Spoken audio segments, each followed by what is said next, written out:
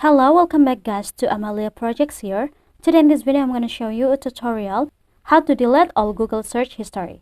But before it, I hope you guys click subscribe and the bell button to support the channel. And now without any further ado, let's get started with the video.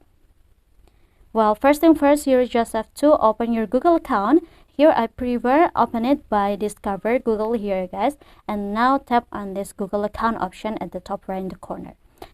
If you don't have any discover here at the home screen, you just have to open it by Google applications like this, or also by the settings I guess, because on Android there are Google settings.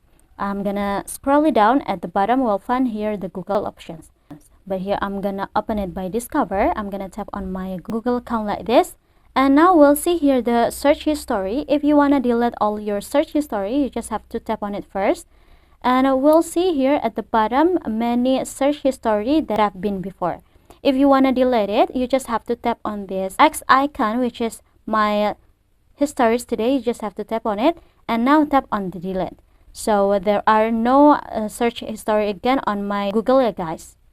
My history search on this day is already deleted. This is the information that deletion completed. So if you wanna delete it automatically, you just have to go to this option which is auto delete.